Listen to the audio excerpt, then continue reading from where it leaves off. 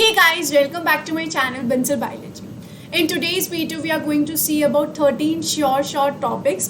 हम इसमें ये देखने वाले हैं कि 13 ऐसे कौन से टॉपिक्स हैं जो शॉर्ट आते ही आते हैं CSIR नेट के पेपर में. हर बार CSIR नेट इनमें से क्वेश्चन पूछता है.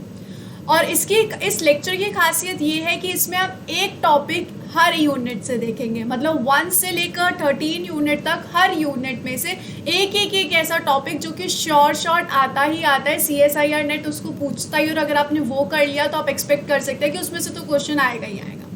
तो हम इन 13 टॉपिक्स को इस लेक्चर में देखने वाले हैं, so that it will help you कि आप हर एक यूनिट से एक ऐसा टॉपिक तो करके ही जाइए.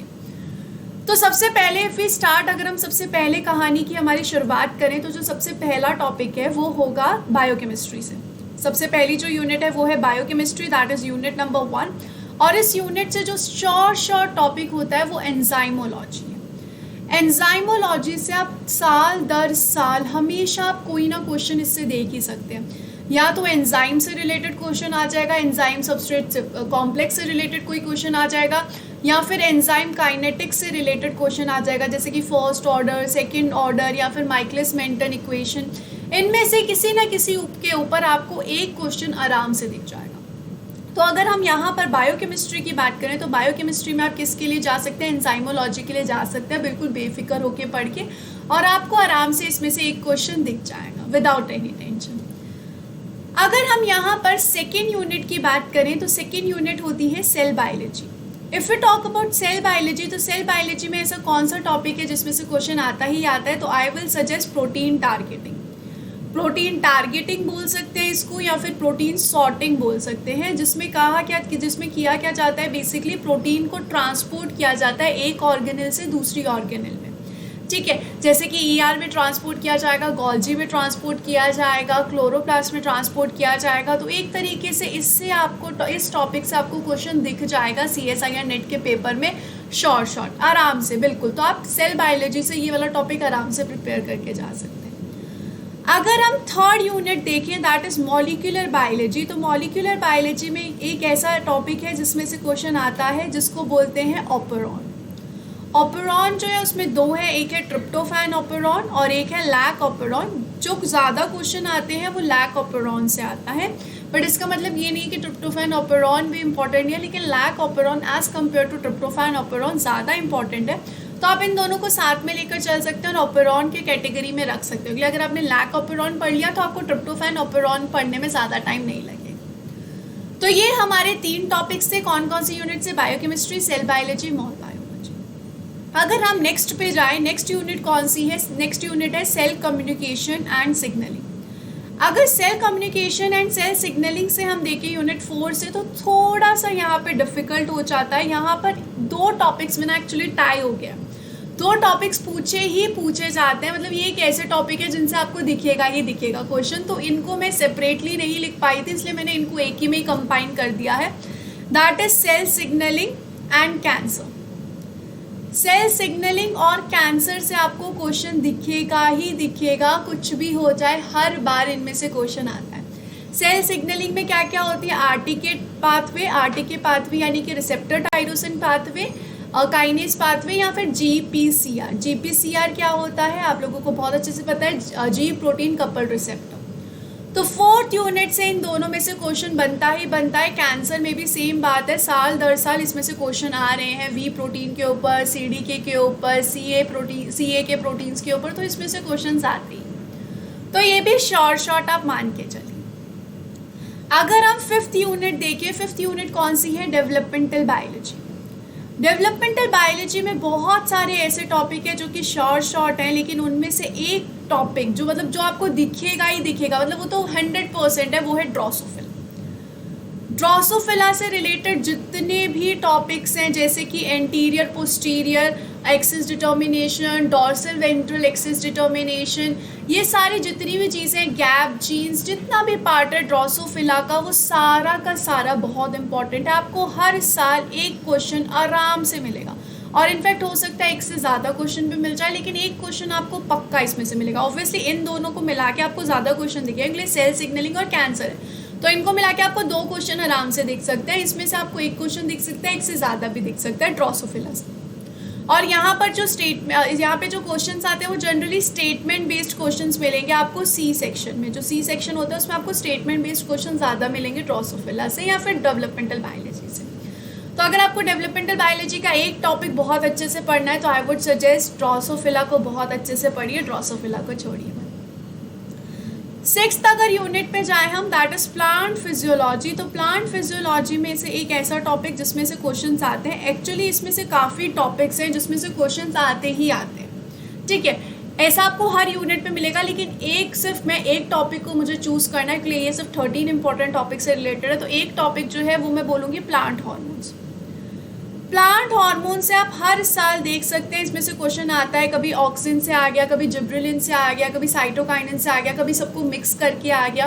कुछ ना कुछ क्वेश्चन इनमें से आता ही रहता है। कोई ना कोई क्वेश्चन सिग्नल इसके पूरे पाथवे से रिलेटेड आ जाएगा, इसका फंक्शन से रिलेटेड आ जाएगा, कंपेयर करके आ जाएगा दो हार्मोन्स को, लेकिन आएगा ही आएगा, ये पक्की बात है। तो 6th यूनिट से आप कर सकते हैं प्लांट हार्मोन्स। अगर हम 7th यूनिट पे जाएं, that is animal physiology. Animal physiology से जो पहले क्वेश्चन एक बनता ही बनता था वो था एक्शन पोटेंशियल से रिलेटेड। पहले एक्शन पोटेंशियल से रिलेटेड एक क्वेश्चन आता ही आता था, लेकिन अब जो है उससे हर साल क्वेश्चन आएगा, ये कंफर्म नहीं है। लेकिन फिर भी एक ऐसा टॉपिक है एनिमल फिजियोलॉजी में जिसमें से क्वेश्चन आता ही आता है, वो है एनिमल हार्मोन। हमने पहले प्लांट हार्मोन्स के बारे में बात की और इसमें है एनिमल हार्मोन्स, या फिर हम क्या बोल सकते हैं जो एंडोक्राइन सिस्टम होता है जिसमें सारे के सारे हार्मोन्स आते हैं। सारे हार्मोन्स में से आपको क्वेश्चन दिख जाएगा, और ये इनकी ना खास बात क्या है ना कि इनमें से मैच द कॉलम क्वेश्चन आ जाते हैं। अगर मैच द कॉलम क्वेश्चन आ जाते हैं ना तो सुभान अल्लाह बात हो जाती है, क्योंकि यहाँ पर अगर आपको एक दो हार्मोन्स के बारे में भी पता है ना तो आप बाकियों को आराम से टिक कर सकते हैं। तो किसके लिए आप जा सकते हैं? एनिमल हार्मोन्स के लिए जा सकते हैं। एनिमल फिजियोलॉजी से अगर आप स्किप करने की भी कुछ सोच रहे हैं एनिमल फिजियोलॉजी को, तो एनिमल हार्मोन्स ज़रूर पढ़ के जाइए। अगर हम नेक्स्ट यूनिट पे जाएं, दैट इज़ 8th यूनिट, जो कि बहुत प्यारी सी यूनिट है, जेनेटिक्स। इसमें से तो भाई पेपर मतलब CSI या नेट के पेपर में इससे तो काफ़ी क्वेश्चन आते हैं, बहुत क्वेश्चंस आपको दिख जाएंगे। लेकिन फिर भी एक ऐसा टॉपिक जिसमें से आपको दिखने ही वाला है question, obviously pedigree. No doubt pedigree इसमें शॉर्ट विनर होता है, पेडिग्री एनालिसिस।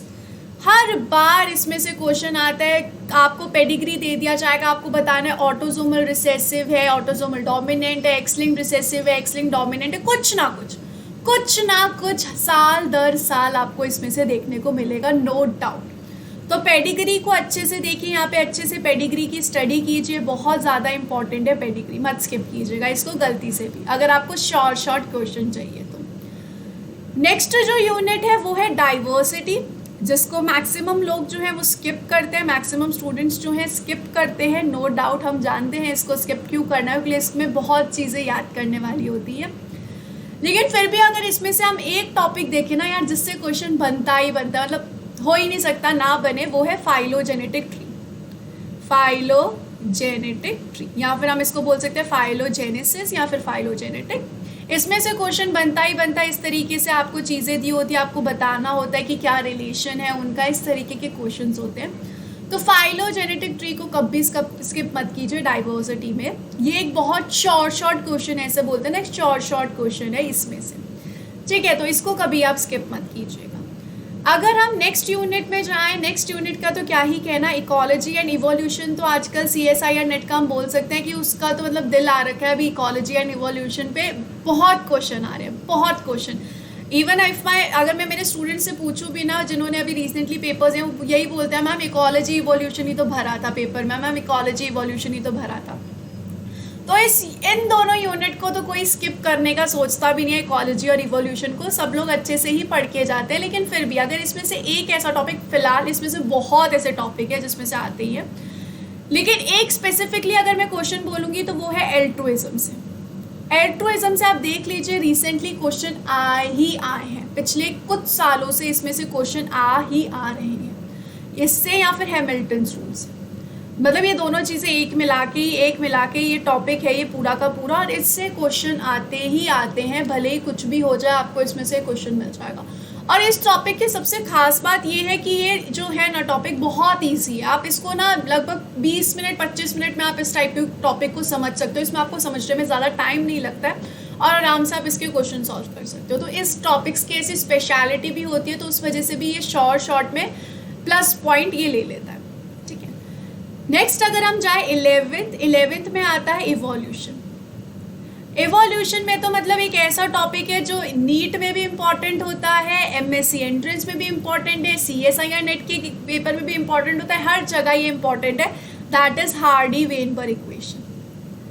हो ही नहीं सकता कि कहीं पे भी इसका क्वेश्चन आए ही ना, इसमें से क्वेश्चन आता ही आता है। हार्डी-वेनबर्ग इक्वेशन से रिलेटेड क्वेश्चन आपको दिखेगा ही दिखेगा विदाउट एनी डाउट। तो ये टॉपिक ज़रूर पढ़िए। इस टॉपिक की भी ये खासियत है कि आपको बहुत ईजिली ये समझ आ सकता है। हाँ, क्वेश्चन सॉल्व करने में आपको टाइम लगेगा, लेकिन अगर आपको क्वेश्चंस कैसे सॉल्व करना एक बार समझ में आ गया ना, तो आपको इसमें ज़्यादा टाइम नहीं लगने वाला। तो इवोल्यूशन में शॉर्ट विनर कौन सा है? Hardy Weinberg equation. नेक्स्ट लास्ट जो यूनिट है 12th यूनिट कौन सी? Applied biology. अप्लाइड बायोलॉजी में भी एक ऐसा टॉपिक है जिससे हर साल क्वेश्चन आ रहा है और आपको दिखेगा ही दिखेगा, एक्रोबैक्टीरियम। उठा के देख लीजिए, आपको जितने भी प्रीवियस ईयर पेपर्स देखने हैं आपको इससे क्वेश्चन दिखेगा। इससे मैच द कॉलम आ सकता है, इससे स्टेटमेंट बेस्ड क्वेश्चंस आ सकते हैं, बहुत सारी तरीके से आपको इसमें क्वेश्चंस दिख जाएंगे। इसके जीन से रिलेटेड, इसके जो वीर जीन्स होते हैं, VIR जो जीन्स होते हैं उससे रिलेटेड, एगैरोबैक्टीरियम से रिलेटेड आपको क्वेश्चन दिखेगा ही दिखेगा। कोई शक की बात है ही नहीं इसमें। बहुत अच्छे से इसको करके जाइए।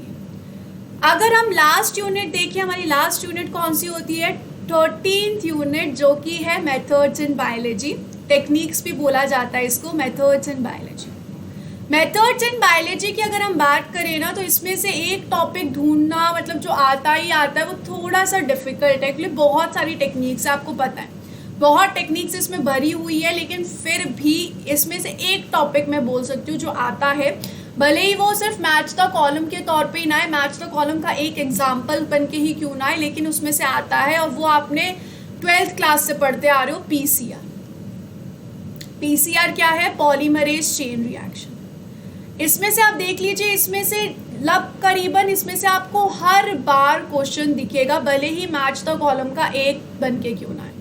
अगर पर फिर भी CSIR नेट जैसे पेपर्स में स्पेशलिटी क्या होती है कि अगर आपको एक भी अगर आपको पता है ना कि इसका ये होगा, आप क्वेश्चन को आराम से सॉल्व कर सकते हैं मोस्ट ऑफ द। तो पॉलीमरेज चेन रिएक्शन ऐसा नहीं है, पॉलीमरेज चेन रिएक्शन जितना 12th क्लास तक गिवन है उतना कर लिया तो उतना हो जाएगा, नहीं। उसके आपको टाइप्स वगैरह भी पढ़ने पड़ेंगे, वो सब आपको PCR को मतलब पूरा कवर करना पड़ेगा, टाइप्स वगैरह सब पढ़कर, लेकिन आपको इसमें से क्वेश्चन मिल जाएगा, ये बात है कि हाँ इसमें से आपको क्वेश्चन दिखेगा PCR टेक्निक में से। इसके अलावा भी बहुत सारी टेक्निक्स होती है जो कि इम्पॉर्टेंट है, बट वो बात है ना कि एक शॉर्ट टॉपिक है तो वो यही है। तो अगर हम यहाँ पर देख ले कौन कौन से टॉपिक है, enzymology, protein targeting, operon, cell signalling and cancer biology, drosophila, plant hormone, animal hormone, pedigree analysis, phylogenetic, altruism या फिर Hamilton rule, Hardy Weinberg equation, agrobacterium and polymerase chain reaction. इन सबको आपको करके ही जाना है, कुछ भी हो जाए आप इनको पढ़ के जाइएगा। कोई यूनिट स्किप करिए ना करिए, पढ़ के जरूर जाइए। अगर आपको शॉर्ट मार्क्स चाहिए, मतलब आप इनमें से देख सकते हैं कि कितने, अगर 13 क्वेश्चन आ रहे हैं, हर एक में से C सेक्शन में एक क्वेश्चन आ गया और किसी में से B सेक्शन में भी क्वेश्चन आ गया, तो आप इमेजिन कर सकते हैं आपके ऐसे ही कितने मार्क्स बन जाएंगे। ठीक है, तो कितना ईजी हो जाएगा आपको क्लियर करना CSIR नेट का paper. So I hope guys ये वीडियो आपको बहुत हेल्प करेगा in preparation. Thank you so much for watching this video. Don't forget to subscribe my channel, that is Bansal biology, and share this video with all your friends whosoever is preparing for MSc entrance or PhD entrance. Thank you so much guys.